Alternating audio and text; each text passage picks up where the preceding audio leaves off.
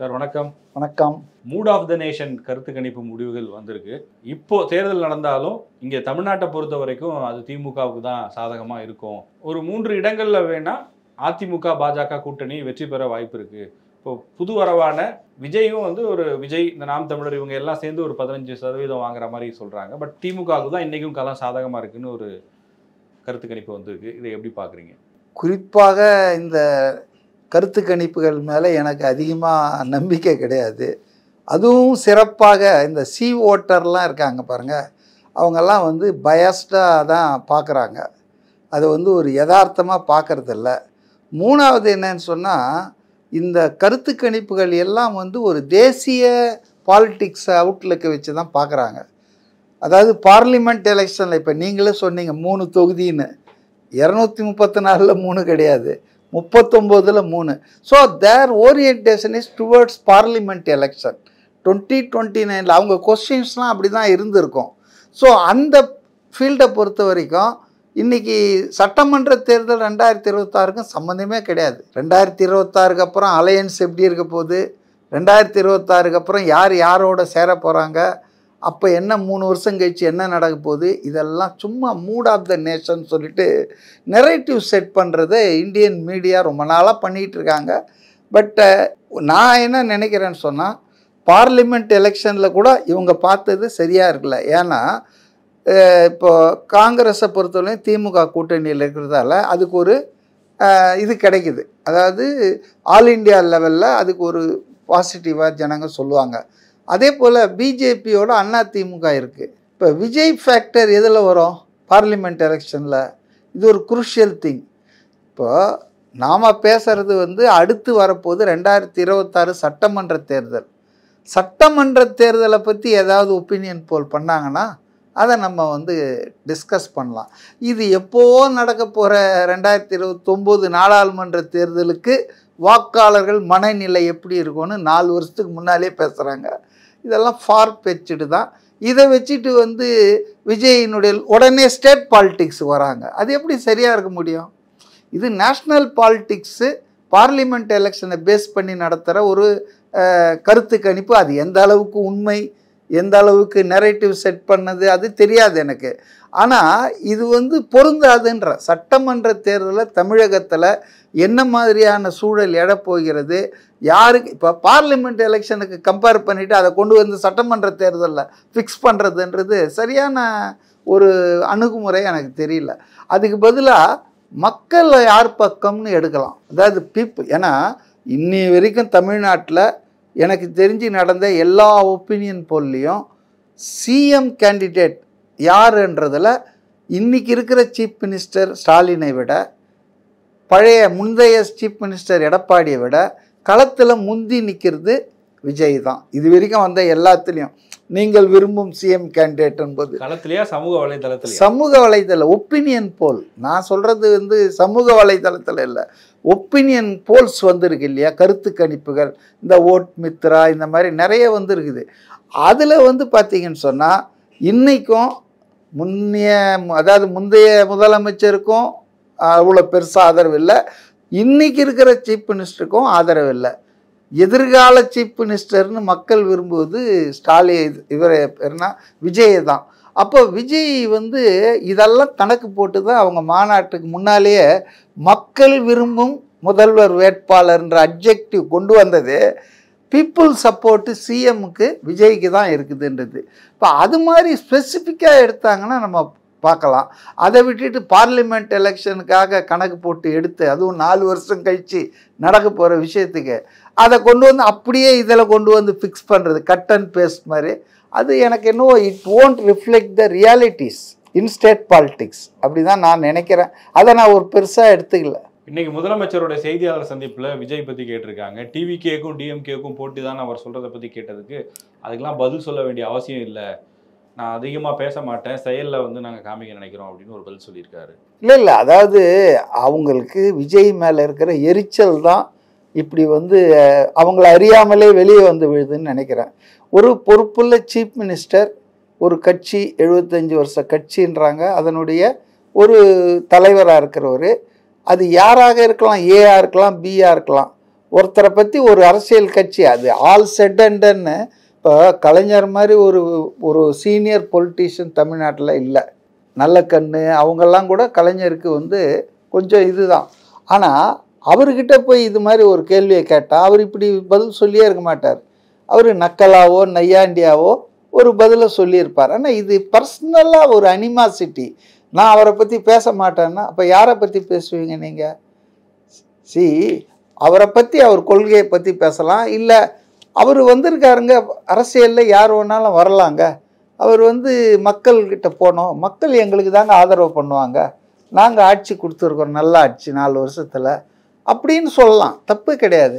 நான் பேச மாட்டேங்க, இதெல்லாம் நாங்கள் பாசத்தை அப்படி இப்படின்னு அவர் வெறுப்பை காட்டுறாங்க. இதுவே அவங்களுக்கு இருக்கிற அச்சம் பயத்தை தான் வெளியே காட்டுறது தவிர வேற ஒன்றும் இல்லை. இந்த ப்ரெஸ் கான்ஃபரன்ஸ்லாம் அதை பெருசுப்படுத்த வேணாம். கேள்வியும் நானே பதிலும் நானேன்ற மாதிரி எல்லாம் செட்டப் கேள்விகள் தான், பதில்களும் முன்கூட்டியே தயாரிக்கப்பட்டது தான். ஆனால் அதை படித்து சொல்கிறத கூட அவர் ஏன் இவ்வளோ தடுமாறுறாரு அப்படின்னு தெரியல. இந்த ஆளுகளை இவங்க விஜயை வந்து பார்த்து படித்தார், அவர் வந்து அவருடைய பேரை கூட பார்த்து படித்தாருன்னெலாம் பேசுகிறாங்க. இது ஒரு ப்ரெஸ் கான்ஃபரன்ஸ் அப்படின்னு எடுத்துக்க முடியாதுங்க. ப்ரெஸ் கான்ஃபரன்ஸ்னால் கேள்விகள் ஃப்ரீயாக வரணும், இங்கேருந்து பதில்களும் ஃப்ரீயாக வரணும். அப்படி இருந்தால் தான் ப்ரெஸ் கான்ஃபரன்ஸ். இது வந்து எல்லாம் எழுதி கொடுத்துட்டு ஒவ்வொரு டிவிக்காரருக்கும் இந்த கேள்வி தான் நீங்கள் கேட்கணும், வேறு எந்த கேள்வியும் கேட்கக்கூடாதுன்ற மாதிரி அப்புறம் அதுக்கு பதில்கள்லாம் தயார் பண்ணி கொடுத்தாச்சுன்னு சொன்னால் இதுக்கு பேர் ப்ரெஸ் கான்ஃபரன்ஸ் இல்லை. இது சும்மா ஜாலியாக கலந்துரையாடல் அப்படின்னு ஒன்றா நான் சொல்லுவேன். விஜய் பெரியார் பிறந்தநாளில் அல்லது அண்ணா பிறந்தநாளில் இருந்து மக்கள் சந்திப்பை தொடங்க போவதா தகவல் வந்திருக்கு. அரசியல் களம் எப்படி மாறும்னு எதிர்பார்க்குறீங்க? இப்போவே மாறிடுச்சுங்க. அதாவது மதுரை மாநாட்டுக்கு பிறகு இவங்க எவ்வளோ பதட்டமாக இருக்காங்க கொஞ்சம் பாருங்கள். அங்கிள்னு சொல்லிட்டாரு அப்படின்னு சொல்லிட்டு இப்போ எல்லாருமே அதை வந்து பெரிய இதுவாக பேசிகிட்டு இருக்காங்க. நான் பல இதில் நான் சொன்னது தான், தமிழ்நாட்டுக்குன்னு ஒரு பாரம்பரியம் இருக்குது. தமிழ்நாட்டில் வந்து கழகங்கள், அதாவது திமுக உருவானதுக்கு பிறகு குடும்ப உறவுகளை வச்சு அண்ணா தம்பி அப்பா அம்மா இப்படி தான் வந்து அண்ணியார் இப்படி பேசுவது என்பது ஒரு சாதாரணமான இது. அதுக்கு அதில் உள்நோக்கமும் இல்லை, அது வந்து ஒன்றும் பெரிய தவறான ஒரு இதுவும் இல்லை. இல்லை, ஆனால் அந்த மாநாட்டுக்கு பிறகு சார் அவர் சொன்ன விஷயங்களில் விஜய் ஸ்பீச்சில் இருந்த விஷயங்கள் ஹைலைட் ஆகாமல் அவர் அங்கிள்னு சொன்னது பெரிய அளவுக்கு விவாத பொருளாக இருக்குது. ரெண்டாவது அங்கே பவுன்சர்களுடைய நடவடிக்கைகள் இதெல்லாம் வந்து மக்களிடம் பேசு பொருளாக மாறுது இல்லையா? இது வந்து ஆரோக்கியமான அரசியலை உருவாக்குமா? விஜய் நினைக்கிற அந்த டிக்னிஃபைடு பாலிடிக்ஸா இது?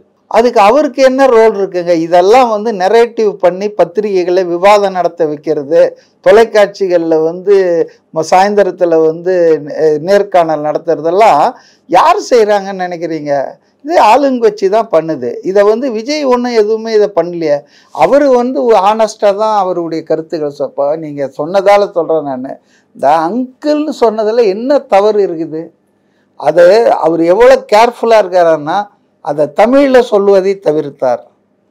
எனக்கு தெரிஞ்ச சில பேர் சொன்னாங்க ஸ்டாலின் அவர் தனிப்பட்ட முறையில் அவர் வீட்டில் இப்போ இல்லை, அரசியல் வர்றதுக்கு முன்னால் சந்தித்த போதெல்லாம் அவர் ஸ்டாலின் அங்கிள்னு தான் கூப்பிட்டுருக்காரு. அப்பெல்லாம் அது தவறாக தெரியல. இவர் அப்பான்னு சொல்கிறாரு எல்லாரையும். இடம் பொருள் ஏவல் இருக்குல்ல சார்? சார் எல்லா இடத்துலையும் எல்லாத்தையும் நம்ம பேசிட முடியும் இல்லையா? அவர் என்ன சொல்றாரு? அவர் ஸ்டாலின் இல்ல இல்ல தலைவர்னு தான் சொல்லுவாரு, அவரு சொல்லுவாருங்க.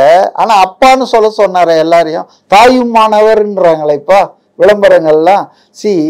உங்களை எப்படி அழைக்கணும், நீங்க எப்படி அழைக்க விரும்புறீங்கன்றதெல்லாம் உங்க தனிப்பட்ட உரிமை. ஆனா ஒருத்தர் வந்து அங்கிள்னு சொன்னதுல அதுல என்ன அன்பார்லிமெண்ட்ரி இருக்கு, என்ன அப்யூசிவ் கண்டென்ட் இருக்கு? ஒண்ணுமே கிடையாது. அப்ப அவரு மோடிஜினாரு, கச்சத்தீவை வந்து போல ஒப்படைச்சிருங்க மோடிஜினாரு. அதே மாதிரி தான் இவர் அங்கிள்னாரு. அதனால் எனக்கு என்னவோ இது வந்து ஊதி பெருக்கிறாங்க. ஒரு இமேஜை வந்து விஜய்க்கு இருக்குங்க, நல்லவர் பண்பாளர். ஒரு சினி ஃபீல்டில் இத்தனை வருஷம் இருந்தோம், எந்த விதமான கிசுகிசுலையும் மாட்டாதவர். இவங்க கிளப்புறாங்க திமுக காரங்க இப்போ அவருடைய பர்சனல் லைஃப்பில் தப்பா அபாண்டமாக அருவருக்கத்தக்க விஷயங்கள்லாம் பேசுகிறாங்க. அதை விடுங்க. ஆனால் அது வரைக்கும் விஜய் மேலே எந்த விதமான குற்றச்சாட்டும் எந்த விதமான இதுவும் கிடையாது. அப்படிப்பட்ட ஒரு நல்லவர் வந்த பிறகு கூட அரசியலில் தனிப்பட்ட முறையில் யாரையும் விமர்சனம் பண்ணுறது, அவரை விமர்சனம் பண்ணுறவங்கள கூட திருப்பி தாக்குறதில்ல. அவர் அந்த அளவுக்கு ஜென்டில்மேன், டீசன்ட் பொலிட்டிஷியன். அப்போ அவரை வந்து பேரை டேமேஜ் பண்ணுன்றதுக்காகத்தான் இந்த அங்கிளை பிடிச்சின்னு தொங்குறாங்க. ரைட்டுங்களா? அடுத்தது இந்த கேஸ் பவுன்சர். இப்போ பவுன்சர்களுடைய டியூட்டி என்னங்க, அவங்க ரெஸ்பான்சிபிலிட்டி என்ன? தங்களை யாரை ஹையர் பண்ணியிருக்காங்களோ அவங்களுடைய பாதுகாப்பை உறுதி செய்ய வேண்டும். அவங்களுக்கு எந்த ஹார்மும் வந்துடக்கூடாது. இப்போ எந்த ரூபத்திலும் ஆபத்து யாருக்கும் வரலாம், ஒரு செலிபிரிட்டிக்கு, விஐபிக்கு. புரியுதுங்களா? இப்போ ராஜீவ்காந்தி அங்கே ஸ்ரீபெரும்புதூரில் முன்னாள் பிரதமராக வந்தார். மாலை போடுறேன்னு ஒரு தனுன்ற ஒரு பொண்ணு வந்தது. அந்த பொண்ணு குனிஞ்ச ஒன்றும் மனித வெடிகுண்டு மாறி வெடிச்சு சிதறி இறந்தாங்க. இப்போ எது ஒன்றாலும் நடக்குது. ராஜீவ்காந்தி இப்போ அவ்வளவு கொல்லப்பட்ட ராஜீவ்காந்தியினுடைய மகனா இருக்கிற ராகுல், அவர் வந்து இந்திய அளவில் ஒரு மிகப்பெரிய தலைவர். அவருக்கு எவ்வளவு த்ரெட்ஸ் இருக்குன்னு எல்லாருக்கும் தெரியும். அந்த இடங்கள்ல கூட பாதுகாப்பு வளையத்தை மீறி யாராவது வந்து ராகுலை பார்க்க வராங்க. இப்போ ரீசெண்டாக கூட நம்ம பார்த்தோம் ஒரு வீடியோ. அங்க கூட அவங்களை எப்படி ஹேண்டில் பண்றாங்கன்ற ஒரு விதம் இருக்கு இல்லையா? அது ஒவ்வொருத்தருக்கு கூட வந்து யாரையும் நம்ம வந்து அடிக்க கூடாது, அவங்களுடைய வரம்பை மீறக்கூடாதுன்னு நம்ம சொல்றோம். விஜய் இருக்கக்கூடிய அந்த செக்யூரிட்டி லிமிட்டுக்குள்ள யாராவது வந்தா அதை தடுக்க வேண்டியது பவுன்சர்களுடைய பொறுப்பா இருக்கலாம். அதுக்குதான் அவங்க வேலையை பட் தூக்கி அப்படி மேன் ஹேண்டில் பண்ணி போடுறது சரி நடந்து போச்சு. அதாவது விஜய் தரப்புல இருந்து இது வரைக்கும் அதுக்கு ஒரு ரியாக்ஷன், ஒரு வருத்தம் இல்ல. அப்பவே அவர் ரியாக்ட் பண்ணாரு, இப்படிலாம் பண்ணாதீங்கன்னு சொல்லி அந்த குறிப்பிட்ட இது அதெல்லாம் வீடியோல நம்ம பார்த்தோம். உடனடியே இமிடியேட்டா ரியாக்ட். ஆனா வெளியில இவ்வளவு பெரிய பிரச்சனை ஆனதுக்கு அப்புறம் இனி நடக்காம பாத்துக்கிறேன்ற ஒரு விஷயத்த அவர் சொல்லி இருக்கணும்ல. இல்ல அதாவது இது வந்து ஒரு பொலிட்டிக்கல் கேம்பெயின் நடத்துறாங்க. சரி, நான் உங்களை ஒரு சின்ன கேள்வி கேட்குறேன். போலீஸ் வந்து இவ்வளோ ஸ்விஃப்டாக ஒரு எஸ்பிக்கிட்டே போய் ஒரு ஆள் கம்ப்ளைண்ட் கொடுக்க போகிறாரு, போகும்போதே ஒரு 7 தொலைக்காட்சி சேனல்களோட போகிறாரு. இதெல்லாம் சாத்தியமாங்க ஒரு தனி மனிதனுக்கு? ரெண்டாவது என்னுடைய கேள்வி, அந்த சம்பவம் நடக்கும்போது லட்சக்கணக்கான பேர் அங்கே இருந்தாங்க. யாருன்றதுலேயே இப்போ சிக்கல் இருக்குது. ஆனால் அவன் தாயை எப்படிங்க கண்டுபிடிச்சிது ஒரு பர்டிகுலர் சேனல்? அந்த தாய்கிட்ட போய் எப்படிங்க பேட்டி எடுத்தாங்க? ரைட்டா? இது வந்து இங்கே கம்ப்ளீட்டாக வந்து டிஎம்கே கவர்மெண்ட்டு இது பின்னால் இருக்குங்க. இந்த கம்ப்ளைண்ட்டை எஸ்பி கிட்ட போய் கொடுக்க போகிறாரு. எஸ்பி இல்லைன்னு ஒன்று நாளைக்கு வான்னு சொல்லாமல் உடனே டிஎஸ்பி லெவல் ஆஃபீஸர் வாங்கி அவர் வந்து நீங்கள் இந்த ஸ்டேஷனுக்கு போய் கொடுங்கன்றாரு. ஸ்டேஷனில் கொடுத்தோன்னே எஃப்ஐஆர் போட்டு அது மதுரை, அதாவது எங்கே க்ரைம் நடந்ததோ ஸ்பாட்டுக்கு அந்த டிரான்ஸ்ஃபர் பண்ணுறாங்க போலீஸ் ஸ்டேஷனுக்கு. இதில் எனக்கு என்னென்னா 2-3 விஷயத்துக்கு நீங்கள் விளக்கம் சொல்லுங்கள். அதாவது எஃப்ஐஆரில் ஃபஸ்ட்டு அக்யூஸ்டு A1 விஜயை குறிப்பிட்டிருக்காங்க. விஜய் வந்து அவங்கள தூக்கி போடுங்க அப்படின்னு சொன்னாரா? விஜய்க்கும் அவங்களுக்கும் எதாவது கான்டாக்ட் இருந்ததா? ஒன்றுமே இல்லை. அவர் எங்கேயோ வந்து நிற்கிறாரு, இவங்களை முன்னாலேயே வந்து அவங்க பிடிச்சி தள்ளி போட்டாங்க. அப்புறம் அவரை எப்படி அக்யூஸ்டாக சேர்க்க முடியும்? அவரின் பாதுகாவலர்கள் தவறாக நடந்துக்கினாங்கன்னு சொல்கிறத கூட நான் ஓரளவுக்கு ஒத்துக்கிறேன். ஆனால் விஜய்க்கு இதில் என்ன ரோல் இருக்குது? ஏன் விஜய் A1 போடுறாங்க? நம்பர் 1. நம்பர் 2, ஒரே ஒரு பாதுகாவலரோ 2 பேர் தான் இதில் சம்மந்தப்பட்டவங்க. இந்த நிகழ்வில் நீங்கள் வீடியோ பார்த்தீங்கன்னா தெரியும். 10 பவுன்சர்கள் மேலே ஏன் வழக்கு பதிவாகுது? திட்டமிட்டு இதெல்லாம் பண்ணுறாங்க. மூணாவது என்னன்னு சொன்னால், இப்போ இது வந்து ஒரு அத்துமீறி கூட்டிய கூட்டம்ன்ற மாதிரி. உங்கள் எல்லாருக்கும் தெரியும், போலீஸ் பர்மிஷன் கேட்டு அவங்க போட்ட அத்தனை நிபந்தனைகளையும் ஏற்றுக்கொண்டு அவங்க சொன்ன தேதிக்காக தங்கள் ஒரிஜினல் தேதியை முன்கூட்டியே 25க்கு பதிலாக 21 நடத்தின ஒரு லா அபைடிங் ஆர்கனைசேஷன் தான் தாவேகா. அப்போ அந்த தாவேகா வந்து இன்னைக்கு வந்து நம்ம சட்டத்தை மீறிடுச்சு, அது வந்து ஒரு கூட்டத்தை அதாவது அத்துமீறி கூட்டிடுச்சுன்றது அந்த குற்றச்சாட்டில் இருக்குது. இல்லை, இதில் என்னன்னா சார், அத்துமீறி கூட்டப்பட்ட கூட்டமா? அது சட்டத்தை மீறி அனுமதி இல்லாமல் கூட்டப்பட்ட கூட்டமா? அந்த எஃப்ஐஆரில் இது சொல்லப்பட்டிருக்கு. அப்போ இது வந்து பார்க்கும்போதே தெரியுதுங்க. இப்போ இதே மாதிரி ஒரு நிகழ்வு திமுகவோ இல்லை அதிமுக நிகழ்ச்சியிலையோ பொதுக்கூட்டத்திலேயோ நடந்திருந்தா அன்னைக்கு நம்ம கேள்வி கேட்டிருப்போம் தானே. விஜய் கட்சினா கேள்வி கேட்கக்கூடாதா? கேள்வி கேட்கக்கூடாதுன்னு சொல்லி உண்மையே சொல்லுங்கன்ற. இப்போ முதல்வர் போகிறாரு, இப்படி தட்டி விட்டு போனார். எத்தனையோ பேரை கை கொடுக்க வரவங்கள தட்டினாரு. அதான் சொல்றேன், இல்ல ஊடகங்கள்ல செய்தியாச்சு செய்தியாச்சு. ஆனா அது directly involved. Stalin directly involved. போலீஸோ யாரோ செய்யல, ஸ்டாலினே தட்டி விடுறாரு, அப்படி தட்டி விட்டு போறாரு. ஆனா இங்க விஜய் வந்து நெவர் இன்வால்வ்டு ஹிம்செல்ஃப். இது வந்து விஜயின் பாதுகாவலர்கள் ஓவரா ரியாக்ட் பண்ணிட்டாங்க. அவங்க வந்து கொஞ்சம் முன்னெச்சரிக்கையா இருந்திருக்கலாம், இதெல்லாம் வேற விஷயம். ஆனா what role Vijay played in this? Why he has been mentioned as A1, accused number 1? இது எப்படி நியாயமா இருக்க முடியும்? அதனால இதுக்குள்ள வந்து பாலிடிக்ஸ் இருக்குங்க. காவல்துறை என்பது ஆளுங்கட்சியின் ஏவல் துறையாக செயல்படுகிறது. அவரை ஸ்டேஷனுக்கு வர வைக்கிறது, விசாரிக்கிறன்ற பேரில் அலக்கழிக்கிறது, அவர் மேலே ஒரு நெகட்டிவ் நரேட் இதை கிரியேட் பண்ணுறது. அதை தவிர இது கோர்ட்டுக்கெல்லாம் போனால் தூக்கி ஜன்னலில் தூக்கி வீசிடுவாங்க இந்த குற்றச்சாட்டை. ஏங்க ஃபஸ்ட்டு நான் கேட்குறேன், அது ஒரு போலீஸ் பர்மிட்டட் கான்ஃபரன்ஸ். ஆக்சுவலாக இப்போ நான் என்ன சொல்கிறேன், அந்த பையன் கரெக்டாக அந்த பாதிக்கப்பட்ட ஒரிஜினல் பையன் இருக்கான் இல்லையா, அஜித், விழுப்புரங்காரன், அவன் ரொம்ப தெளிவாக சொல்கிறான், நான் தப்பு பண்ணிட்டேன், அவர் பாதுகாப்பை, நான் ஆர்வ கோளாறுல நான் மேலே போனேன், என்னை அவங்க தூக்கி போட்டாங்க, எனக்கு எந்த காயமும் இல்லை, நான் வந்து நல்லா தான் இருக்கேன். ஆனால் இதுக்கு என் பேரை பயன்படுத்தி வேற ஆள் மாறாட்டம் பண்ணி யாரோ அரசியல் காரணங்களுக்காக தாவேக்காவை குறி வைக்கிறாங்க, இது சரியில்லை. அதனால் பொய் புகார் கொடுத்துருக்காங்க இல்லையா, அவங்க மேலே நடவடிக்கை எடுக்கணும் காவல்துறைன்னு அந்த பையன் ரொம்ப புத்திசாலித்தனமாக கேட்டிருக்கான். அப்போ கவர்மெண்ட்டே இது மாதிரி இவங்க எத்தனை கேஸில் இப்படி பண்ணாங்க? ஒன்றும் வேணாம், அண்ணா யூனிவர்சிட்டி அந்த மாணவி பாலியல் வழக்கில் அவங்க வழக்கறிஞர் ஒரு பேட்டியில் ரொம்ப சொல்கிறாங்க, எந்த அளவுக்கு ஒரு 24 hours அதை பற்றி கவலைப்படாமல் இருந்தாங்க இல்லையா. ஆனால் இந்த விஷயத்தில் சம்பவம் நடந்தது 21ஆம் தேதி. அந்த அளவுக்கு அவன் பாதிக்கப்பட்டு உடல் ரீதியாக மன ரீதியாக இருந்தால் ரெண்டு ஆப்ஷன் அவனுக்கு இருக்குது. ஒன்று, அவன் போலீஸில் போய் கம்ப்ளைண்ட் கொடுத்துருக்கலாம், அதே அந்த சம்பவம் நடந்தது. இல்லைன்னு சொன்னால் ஆஸ்பத்திரியில் போய் ட்ரீட்மெண்ட் எடுத்துருக்கலாம். ஆனால் அவன் நேராக ஊருக்கு போய் 4 நாள் நிம்மதியாக எல்லா வேலையும் பார்த்துட்டு, அம்மா சொன்னப்போ கூட அதை பொய்ன்னு சொல்லிவிட்டு அதை யாரும் ஏற்றுக்காதுன்னு சொல்லிவிட்டு 5ஆவது நாள் திடீர்னு அம்மா கூட வந்துட்டு எனக்கு நெஞ்சு வலிக்குது, உடம்பு வலிக்குது அப்படின்றதெல்லாம் வந்து நாடகங்கள்ங்க. இது ரொம்ப, அதாவது பாலிட்டிக்ஸ் வந்து கட்டர் லெவலுக்கு இறங்கிடுச்சு தமிழ்நாட்டில். அதாவது சாக்கடை அரசியலாக தமிழ்நாடு அரசியல் மாறிக்கொண்டிருக்குது. இதில் ஆளுங்கட்சிக்கு மிகப்பெரிய ரோல் இருக்குங்க. அவங்க அரசியலாக ஃபேஸ் பண்ணோம். அவங்க சொல்லட்டும், விஜயனுடைய இந்த பாலிசி தப்பு, அவருடைய இந்த formulation wrong, it is against Tamil Nadu state interest, தேசியமும் திராவிடமும் ஒன்றா சேராது, இது ரெண்டும் இந்த மண்ணின் கண்களில் அவர் சொன்ன அந்த பொசிஷன் தப்பு அப்படி சொல்லிட்டோம். அதை இல்லை, அவர் ஆணவ கொலைக்கு தனி சட்டம் போடணும்னு தீர்மானம் போட்டிருக்காரு, தேவையில்லை, இப்போது இருக்கும் சட்டங்களை வைத்து இதெல்லாம் சரி பண்ணலாம், ஏதாவது சொல்லுங்க. See, you can counter Vijay politically. அதை விட்டுட்டு சம்மந்தமே இல்லாமல் அவரை குறி வச்சு அவரை ஹராஸ் பண்ணுறதுக்காக A1ன்னு அவரை போடுறாங்களே, இது நியாயமா சொல்லுங்க? In what way is involved?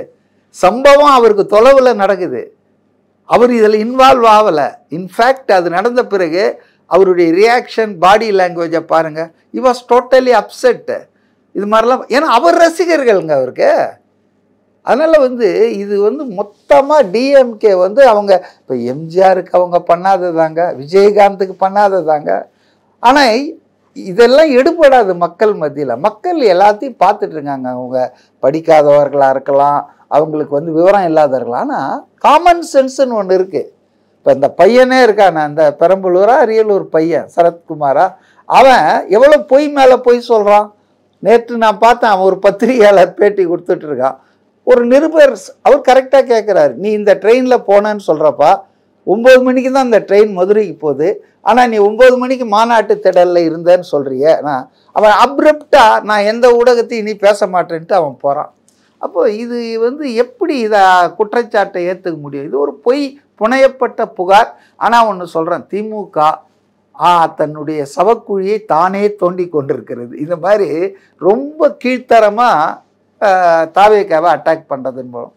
ஒன்றும் வேணாம், எடப்பாடியார் ஒரு கூட்டத்தில் பேசும்போது அவர் சொன்னார், வேணும்னு 1 வாட்டி 2 வாட்டி இல்லை, 30வது வாட்டி ஆம்புலன்ஸை விடுறானுங்க.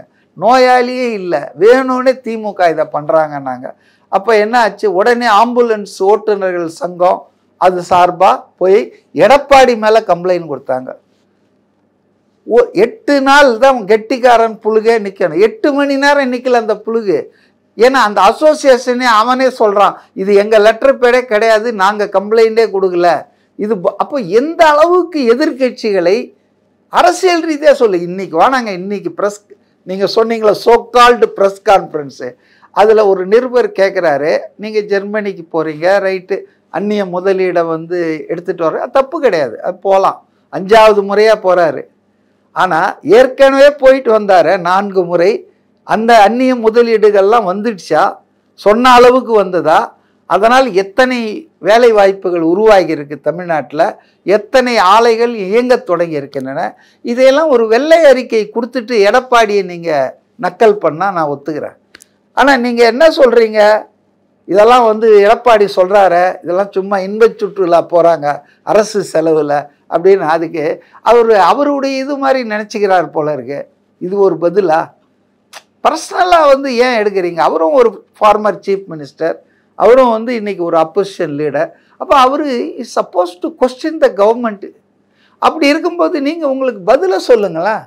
உங்களுக்கு அதிகாரிகள் இருக்காங்க, ஆவணங்கள் இருக்குது, அப்போ சொல்லுங்கள், நான் இந்த ஆண்டில் போனேன், 4 முறை ஏற்கனவே போயிருக்கேன், இத்தனை முதலீடுகள் ப்ராமிஸ் ஆச்சு, அதில் இத்தனை வந்திருக்கு, தொடங்கியாச்சு, ஒன்று இந்த காலகட்டத்தில் இருக்குது, இன்னொன்று செயல்பட தொடங்கிடுச்சு, தமிழ்நாட்டில் இத்தனை 1000 பேர், லட்சம் பேர் வேணாம், இத்தனை 1000 பேர் வாய்ப்புகள், வேலை வாய்ப்புகள் பெற்றிருக்கிறார்கள் சொல்லுங்க.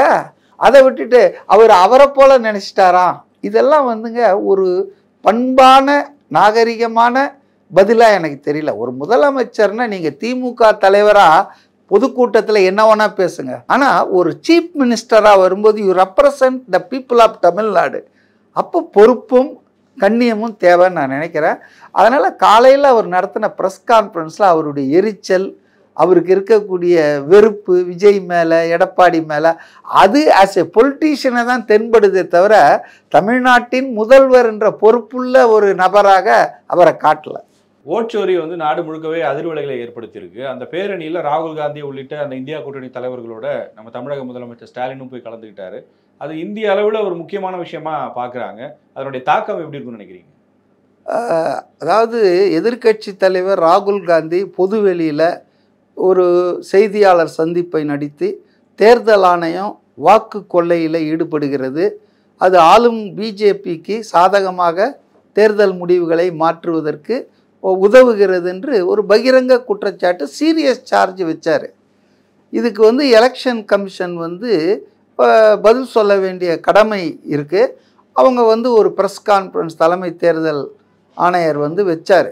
ஆனால் இந்த கேள்விகள் எதுக்கும் அவர் பதில் சொல்லாமல் அவர் எதிர்க்கட்சிகளுக்கு கேள்வியை கேட்டுட்டு போயிட்டார். ஒரு அரசியல்வாதி மாதிரி, ஒரு அரசு அதிகாரியாகவோ ஒரு அரசியலமைப்பு சட்டத்தை பாதுகாக்க வேண்டிய பொறுப்புள்ளவராகவோ அந்த பத்திரிகையாளர் சந்திப்பு நடக்கலை.